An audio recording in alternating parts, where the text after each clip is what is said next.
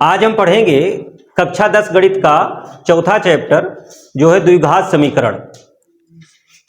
द्विघात समीकरण को इंग्लिश में क्वाड्रेटिक इक्वेशन कहते हैं और द्विघात समीकरण का जो मानक रूप होता है वो सबसे पहले मैं लिख रहा हूं यहां पर। मानक रूप ax square plus b x plus c comma a not equal 0। ABC क्या है? वास्तविक संख्याएं। एबीसी क्या होती हैं? वास्तविक संख्या। सबको पता है ना, एबीसी वास्तविक संख्याएं होती हैं और ए का मान 0 नहीं हो सकता है। क्यों नहीं हो सकता है? क्योंकि अगर ए का मान 0 हो जाएगा तो फिर एक्स स्क्वायर से 0 का गुणा हो जाएगा और फिर एक्स स्क्वायर खत्म हो जाएगा। तो यहां जो आपको चर दिया गया है एक्स, उसकी घात 2 रह ही नहीं जाएगी। तो जब घात 2 नहीं रह जाएगी तो फिर यह द्विघात समीकरण नहीं कहलाएगा। इससे पहले आप लोगों ने बहुपद पढ़ा है और बहुपद में रैखिक बहुपद, द्विघात बहुपद, त्रिघात बहुपद पढ़ा है। बहुपद में क्या होता था? एक्स, यहां पर 0 लिखना है आप लोगों को, बराबर 0 कामा ए नॉट इक्वल 0। ठीक। द्विघात बहुपद में क्या होता था कि ये x square plus b x plus c ही रहता था, बराबर 0। तो जो द्विघात बहुपद था उसको बराबर 0 करके लिख दीजिए, वो क्या बन जाएगा? द्विघात समीकरण। द्विघात बहुपद में आपको बराबर नहीं लगाना होता था ना, इसी के सामने बराबर 0 लिख दीजिए तो ये क्या बन गया? द्विघात। द्विघात समीकरण कहने का मतलब है कि यहां पर जो भी आपको चर दिया गया है उसकी घात कितनी होगी? 2 होगी। समझ गए ना? ये इसका मानक रूप है। इसके घातों को घटते क्रम में लिखा गया है। सबसे पहले x की घात 2, फिर उसके बाद x की घात 1 और यहां x की घात 0 नहीं है x ना, इसका मतलब x की घात क्या है? x की घात 0 होने का मतलब यह है कि वहां पर x की घात 0 का मान क्या हो जाएगा? 1 हो जाएगा। समझ में आया? a एक्स स्क्वायर का गुणांक है, b x का गुणांक है और c क्या कहलाता है? अचर पद कहलाता है। इतनी बात समझ में आ गई? एक दो एग्जाम्पल लिख लें। जैसे 2x square plus 5x plus 3 बराबर 0। एक द्विघात समीकरण है। यहां a का मान 2 है, b का मान 3 है और c का मान 1 है। दूसरा लिख लेते हैं। 100x square minus 3x minus कुछ भी लिख दीजिए, चलो ये हो जाएगा। तो यहां पर भी एक द्विघात समीकरण है जिसमें यहां b का जो मान है वो -3 है, c का मान -7। अच्छा, मान लीजिए यहां पर कुछ नहीं लिखा है तो b का मान -1। ठीक है। तो इस प्रकार का कोई भी जो समीकरण होता है जिसमें चर की जो घात है वो अधिकतम घात कितनी हो? 2 हो, तो उसे क्या कहते हैं? द्विघात समीकरण। आप लोग द्विघात बहुपद का गुणनखंड करना सीख चुके हैं पीछे। अगर द्विघात बहुपद का गुणनखंड करना आ गया है तो इसको हल करना भी आसानी से आ जाएगा, कोई दिक्कत वाली बात नहीं है। हाँ, द्विघात समीकरण की पहचान कैसे करेंगे आप? चर की अधिकतम घात 2 होनी चाहिए। चर की अधिकतम घात 2 होनी चाहिए। द्विघात समीकरण कि अगर आपको जांच करने के लिए दिया जाए कि द्विघात समीकरण है कि नहीं है तो पहले उस आपको आप घातों के घटते क्रम में लिखिए और फिर देखिए चर की अधिकतम घात 2 है या नहीं है। अगर 2 है द्विघात समीकरण है। और इसके जांच करने के लिए, पता करने के लिए आपको क्वेश्चन इसमें एक्सरसाइज में दिया गया है। तो ठीक है, सबसे पहले क्या करते हैं, इसका जो पहला एग्जाम्पल है वो देखते हैं। एनसीईआरटी का जो पहला एग्जाम्पल है उसमें आपको द्विघात समीकरण बनाने के लिए कहा गया है, केवल बनाने के लिए कहा गया है, हल करने के लिए नहीं कहा गया है। तो एनसीईआरटी का जो पहला एग्जाम्पल है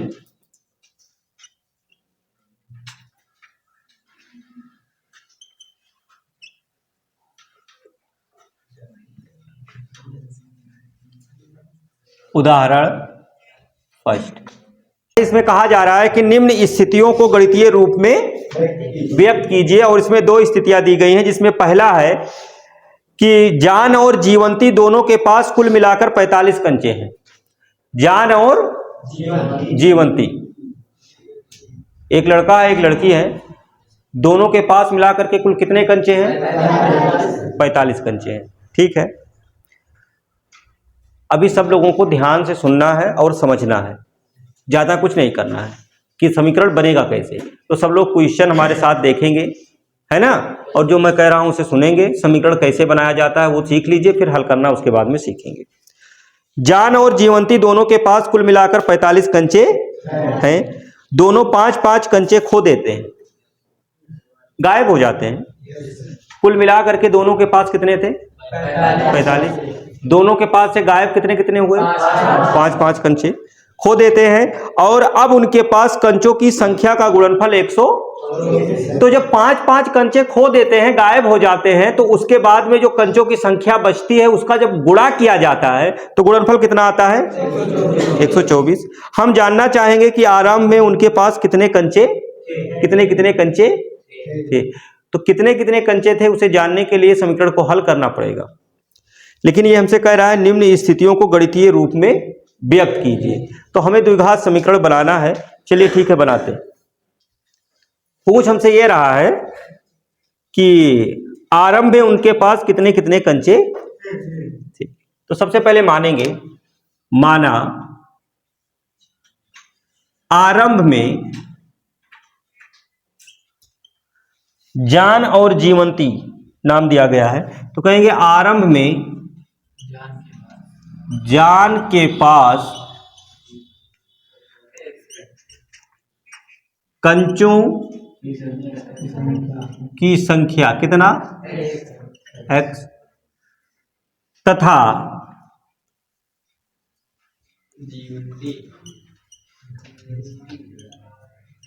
के पास कंचों की संख्या, गलत, x और y का खेल खत्म हो गया पिछले चैप्टर में।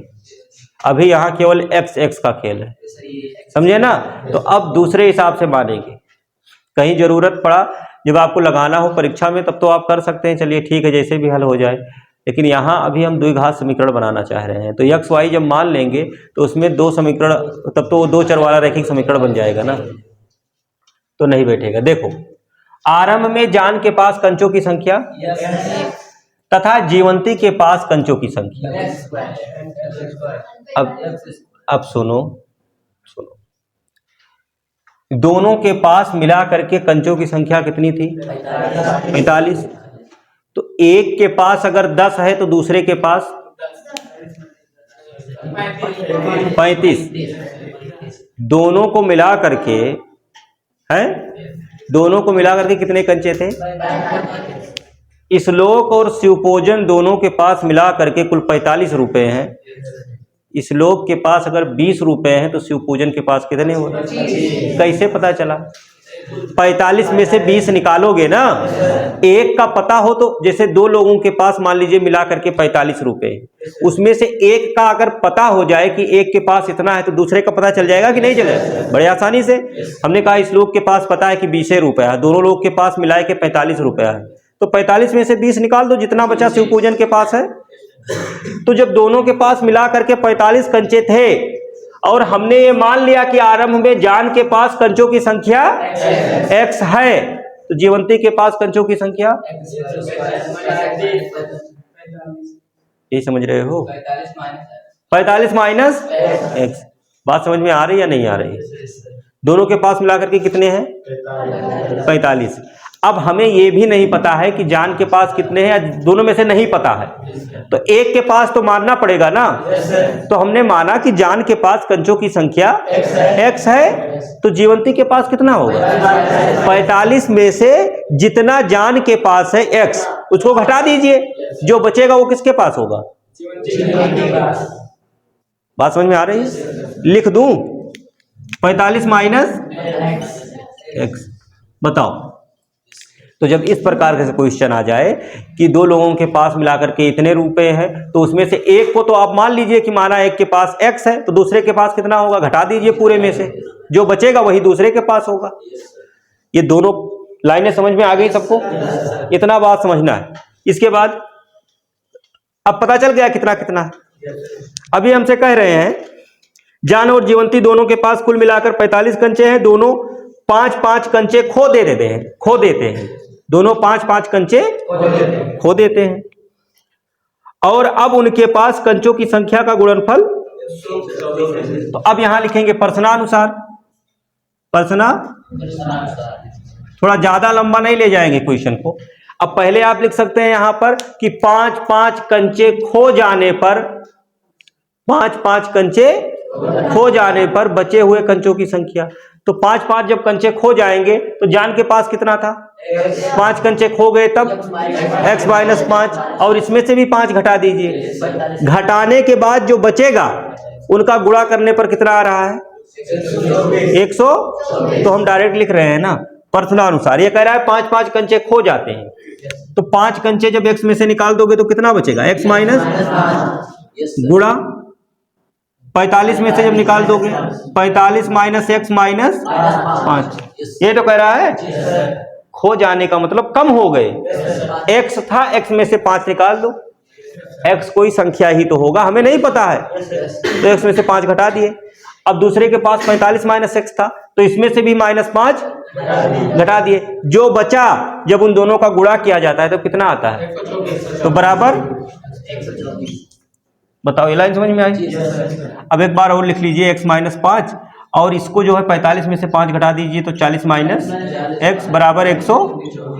गुणा करिए, x और 40 का गुणा, 2 ब्रैकेटों का गुणा आता है ना, पहले x से दोनों में और फिर 5 से दोनों में। x और 40 का गुणा 40x, x ये प्लस है minus, plus minus minus, x और x का गुणा x की घात 2 माइनस 40 पंचे,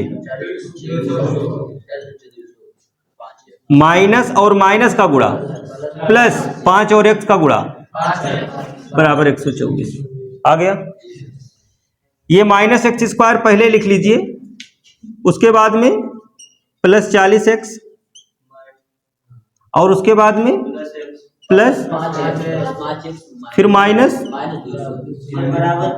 बराबर के इधर ही रहेगा सब, -200। इसे भी इधर लाइए, -100 बराबर 0। देखो मानक रूप बराबर 0 होता है ना, तो minus x square plus 40 plus 5 plus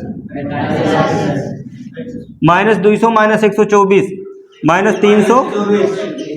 अब एक काम करिए, चिन्ह बदल दीजिए, इसका चिन्ह बदलोगे तो ये माइनस है तो ये प्लस है तो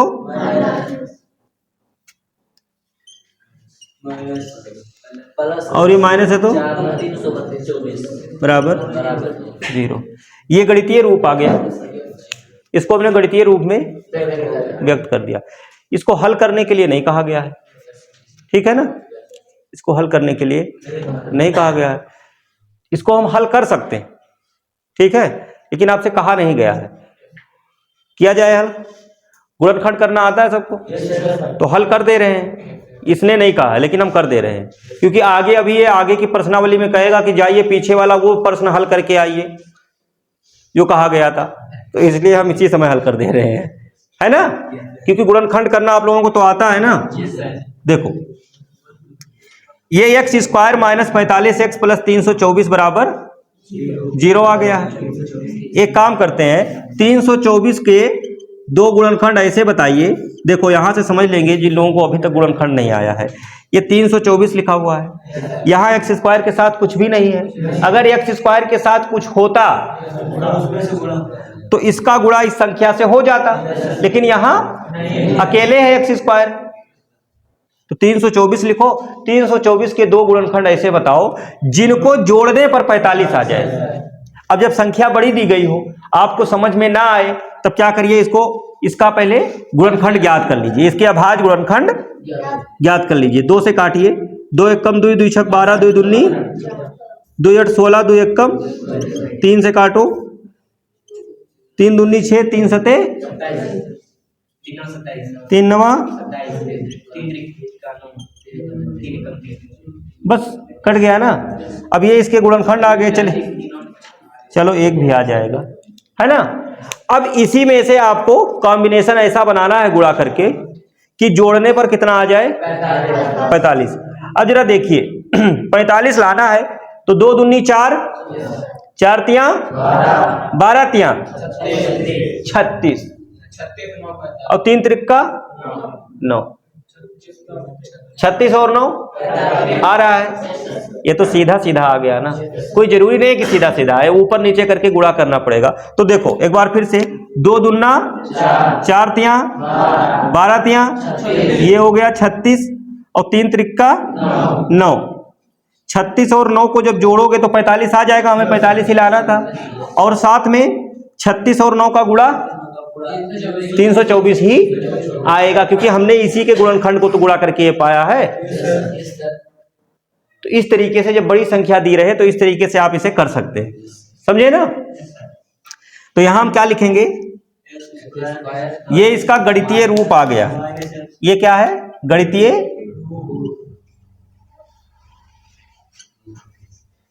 वैसे आपसे जब भी पूछेगा प्रश्न बोर्ड में तो आपसे हल करके पूछेगा, ठीक है, गणितीय रूप केवल बनाने के लिए नहीं पूछेगा। लेकिन यहां आपको पहले गणितीय रूप बनाना बता रहे हैं, उसके बाद हल करना सिखाएंगे। तो अभी मैं बता रहा हूं इसे हल करना इसी समय। X square minus x bracket में, पता है ना कि कब जुड़ के आएगा कब घट के आएगा। ये प्लस में है तो जुड़ के, ये माइनस में है तो बराबर। अब यहां लिख लेते हैं एक्स स्क्वायर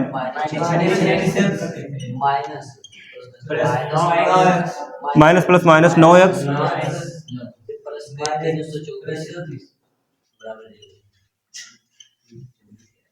बताओ इसमें क्या कॉमन है, x, तो x माइनस माइनस, यहाँ क्या कॉमन होगा 9 कॉमन हो जाएगा और यहाँ x बचेगा। ये अंदर जो प्लस है माइनस कॉमन होने के कारण चिन्ह बदलेगा तो प्लस का माइनस हो जाएगा। 9 से भाग करो, 9 त्रिक बाकी बचा 5 और ये 4 तो 54 हो गया। 9 छक, दोनों ब्रैकेट समान है, कॉमन ले लो। x माइनस 36 एक ब्रैकेट में, x माइनस 9 दूसरे, x माइनस 36 बराबर x माइनस 9 बराबर, तो x बराबर 9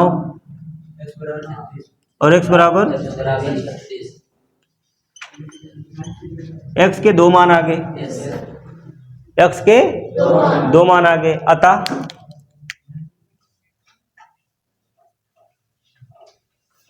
x बराबर 36 लेने पर जान के पास कंचे बराबर कितना 36 और जीवंती के पास कितने कंचे होंगे,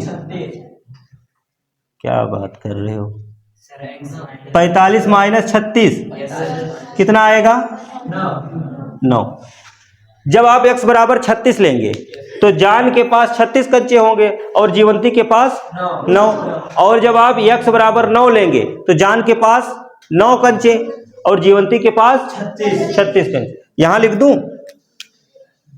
देखो इसके बाद आप ये भी लिख सकते हैं कि x बराबर 9 लेने पर कुल मिलाकर के आएगा वही, जान के पास कितने कंचे होंगे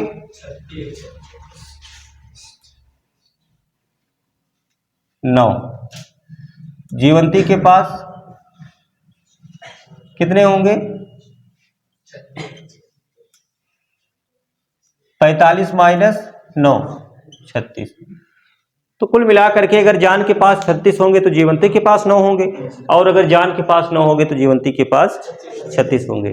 पता चला, ठीक है। ये कह रहे थे हम जानना चाहते हैं कि प्रारंभ में उनके पास कितने कितने कंचे थे, तो 36 और 9 थे। यही तो हुआ। इसे आप लोग नोट करिए, फिर इसका दूसरा भाग भी समझाते हैं। उदाहरण 1 का दूसरा भाग जो है उसमें आपसे कहा जा रहा है कि एक कुटीर उद्योग एक दिन में कुछ खिलौने निर्मित करता है।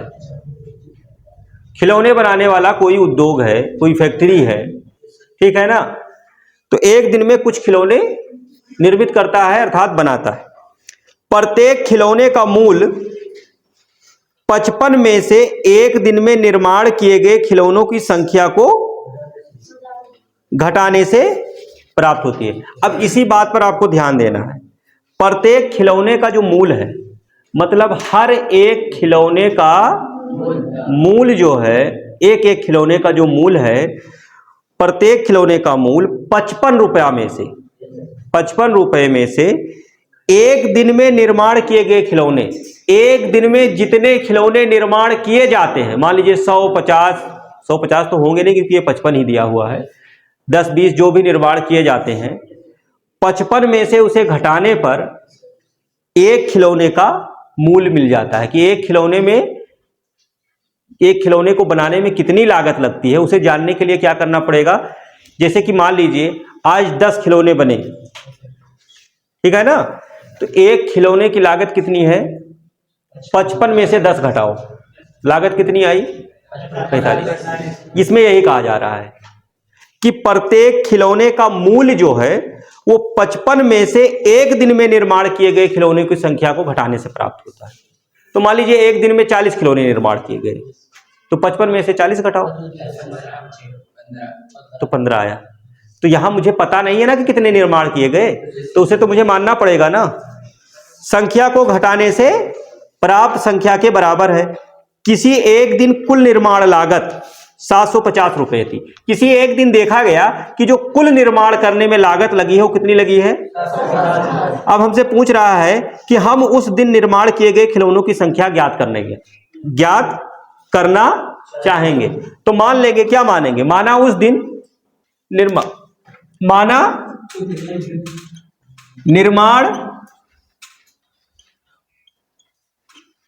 किए गए खिलौनों की संख्या कितनी है, x, यही मानेंगे। एक दिन निर्माण लागत कितना है, 750 है। कह रहा है बताओ उस दिन कितने खिलौने बनाए गए, तो जो हमसे पूछ रहा है वही तो x मानेंगे। हमने मान लिया कि उस दिन कितने खिलौने बने, x खिलौने। अब ये पर अभी हमें x खिलौने बने और हमें ये निकालना है कि प्रत्येक खिलौने का जो निर्माण लागत है वो कितना होगा। अब यहां लिखेंगे तब प्रत्येक खिलौने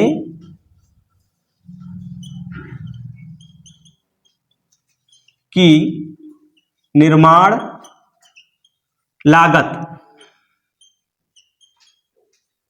55 माइनस, यही तो कह रहा था कि प्रत्येक खिलौने का जो मूल है, प्रत्येक खिलौने का जो मूल है वो 55 में से एक दिन में निर्माण किए गए खिलौनों की संख्या को घटाने से प्राप्त होता है। तो एक दिन में निर्माण किए गए खिलौनों की संख्या x, 55 में से जब x घटा देंगे तो क्या आ जाएगा, एक खिलौने का निर्माण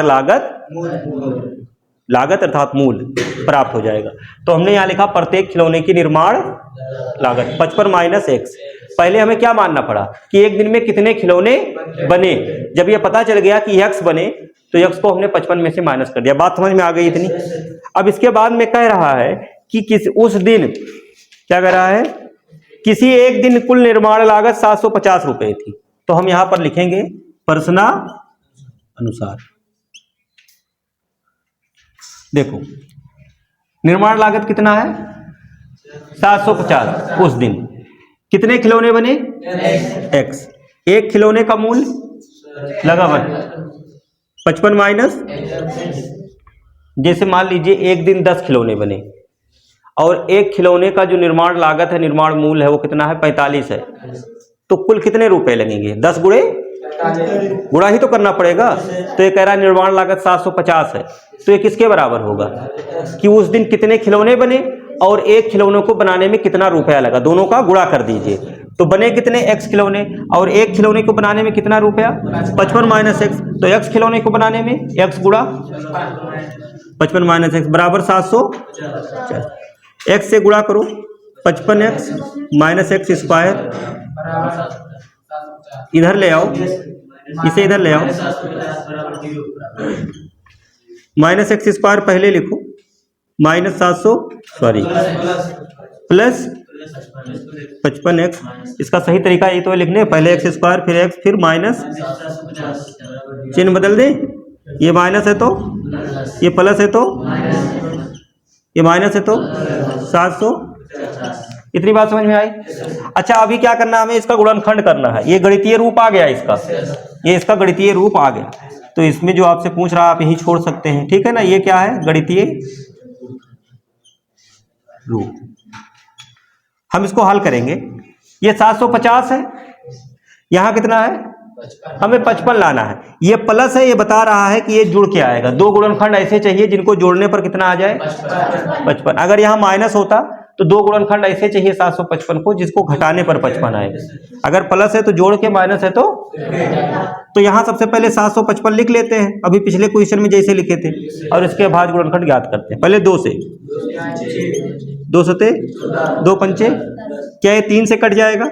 हाँ कट जाएगा, 2 से तो कटेगा नहीं। 3 एकम 3, 3 दूनी 6, 3 पचे, क्या ये 3 से कटेगा? नहीं, 5 से कटेगा। 5 दूनी 10, 5।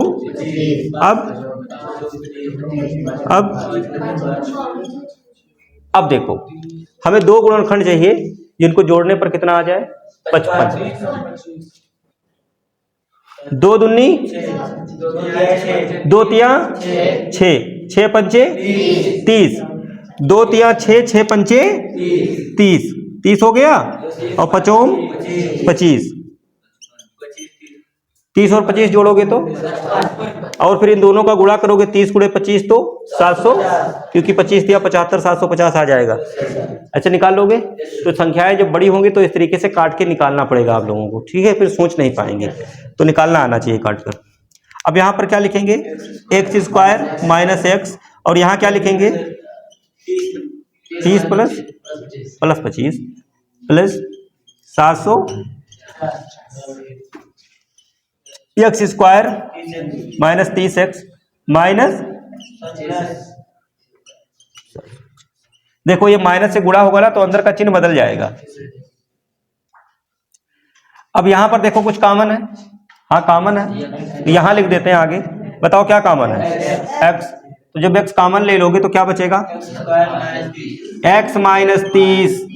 जब एक्स कॉमन ले लोगे तो घात कम हो जाएगी ना, एक माइनस, यहाँ 25 है और यहाँ 750 है, 25 से 75 कट जाएगा, 25 दिया, तो कॉमन क्या हो रहा है, माइनस 25। जब माइनस 25 कॉमन ले लोगे तो यहाँ तो एक्स बचेगा, और चूंकि माइनस कॉमन लिए हो तो अंदर का चिन्ह प्लस से माइनस हो जाएगा, और 25 दिया एक्स माइनस 30, दोनों ब्रैकेट समान है, कॉमन हो गया, दूसरे ब्रैकेट में एक्स माइनस, अलग करो, एक्स माइनस 30 बराबर एक्स बराबर 30, फिर से दो मान आ गए, तो एक्स बराबर, अतः एक्स बराबर 30 लेने पर उस दिन निर्माण किए गए खिलौनों की संख्या लेने पर, उस दिन निर्माण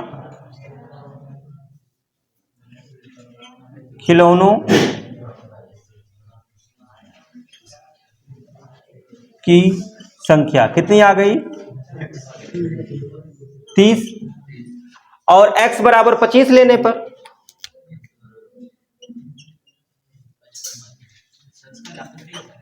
लागत पूछा ही नहीं सर, क्या पूछा है, हम उस दिन निर्माण किए गए खिलौनों की संख्या ज्ञात करना चाहिए, केवल यही पूछ रहा है। अगर आपको लागत निकालना है तो लागत निकाल दीजिए, प्रत्येक खिलौने की लागत, आपसे पूछा नहीं गया ये लागत, 55 माइनस 30 कितना आ गया, 25 आ गया, ठीक है ना। कितने रुपए लग रहे हैं, 25 रुपए लग रहे हैं बनाने में, 30 खिलौने बने हैं, 30 और 25 का गुणा करोगे 750 आ जाएगा। दूसरा इसमें अगर आप ये ले लें कि x बराबर 25, x बराबर 25 लेने पर उस दिन निर्माण किए गए खिलौनों की संख्या कितनी है 25 तथा लागत कितनी 55 माइनस 25 घटाने पर 30 आ जाएगा, है ना। दोनों में से कोई भी मान हो सकता है, इसलिए दोनों संभव है। तो ये लिख लीजिए, उसके बाद वो लिख लीजिए। फिर ये पहला उदाहरण इस तरीके से खत्म हो जा रहा है, इसे नोट करिए, फिर अगला देखते हैं। उदाहरण नंबर 2 में आपसे कहा जा रहा है कि जांच कीजिए कि निम्न द्विघात समीकरण है या नहीं। कुछ समीकरण दिए गए हैं आपको और जांच करके बताना है कि ये द्विघात समीकरण है नहीं। द्विघात समीकरण होने के लिए क्या जरूरी है कि चर की घात अधिकतम 2 और न्यूनतम भी 2, चर की घात 2 होनी चाहिए, तब वो द्विघात समीकरण कहा जाएगा। देखो ये x माइनस 2 का होल स्क्वायर दिया है प्लस 1 बराबर 2x माइनस 3। तो पहले इसे हम सरल करेंगे।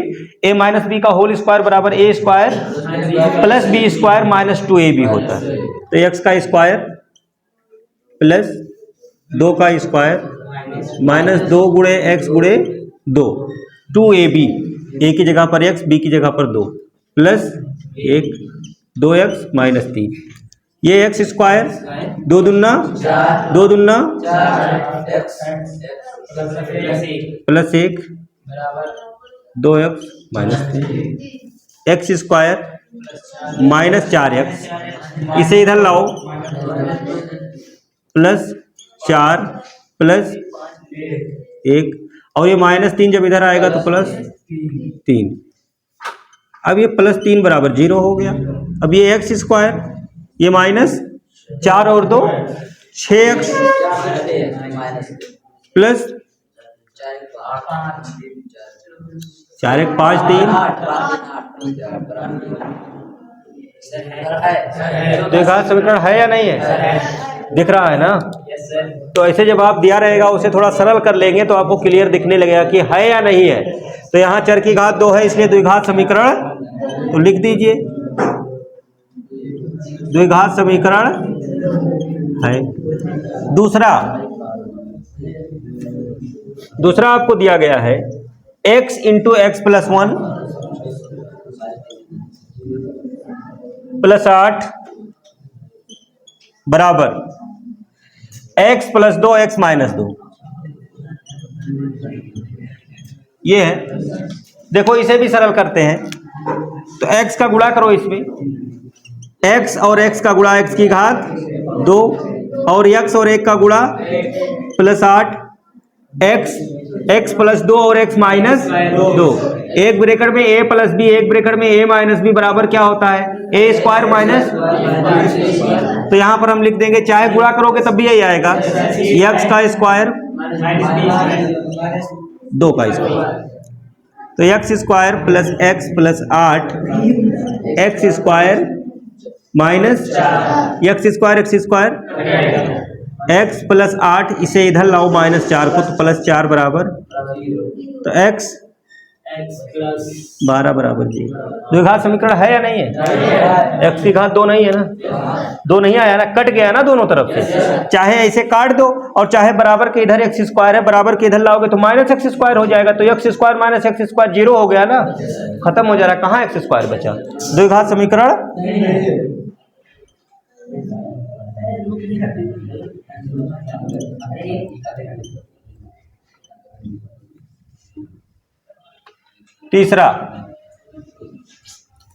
तीसरे में आपको दिया गया है x into 2x plus 3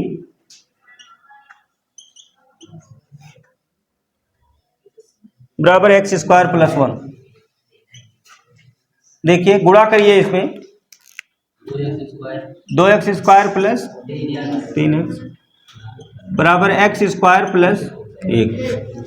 2x square, इसे इधर लाइए minus x square plus 3x minus 1 बराबर, घटा दीजिए तो x square plus 3x minus 1 बराबर 0। बताओ द्विघात समीकरण है या नहीं है? लिख दीजिए। यहाँ चर की घात 2 है ना। चौथा इसका, चौथे में दिया गया है x प्लस 2 का होल क्यूब x प्लस 2 का होल क्यूब बराबर x क्यूब माइनस 4। तो a प्लस बी का होल क्यूब, इसका जो सूत्र होता है a प्लस बी का होल क्यूब, मैं यहां लिख दूं a प्लस बी का बराबर एक ब्रैकेट में a cube plus b cube plus 3ab और ब्रैकेट में a प्लस बी, यही तो होता है। तो यहां x है, x का क्यूब प्लस 2 का प्लस 3ab, a मतलब x, b मतलब 2 और ब्रैकेट में a प्लस b मतलब x प्लस 2 बराबर x क्यूब माइनस 4। देखिए x क्यूब कट गया, 2 दूना 4 दूना 8, 3 बार हो जाएगा ना, और 2 तिया 6x ब्रैकेट में x प्लस 2 बराबर माइनस 4।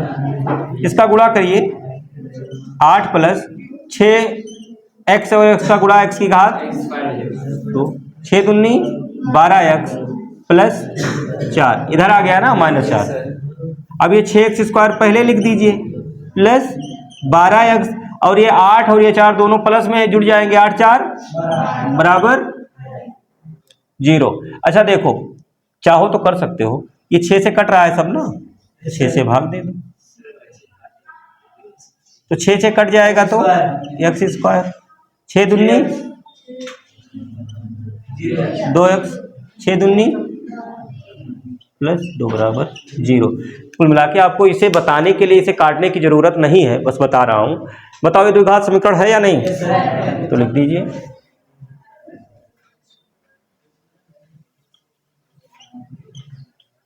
तो देखिए पहला द्विघात समीकरण है, दूसरा नहीं है, तीसरा है और तो देखो इसको ऊपर से देखने पर यह लग रहा था कि इसकी घात 3 है, लेकिन वास्तव में इसकी घात 2 है, हल करने पर पता चला ना। तो आप ऐसे देख के नहीं बताएंगे, हल कर लेंगे, नहीं तो गलती होने के चांस ज्यादा रहेंगे। ठीक, कहां पर?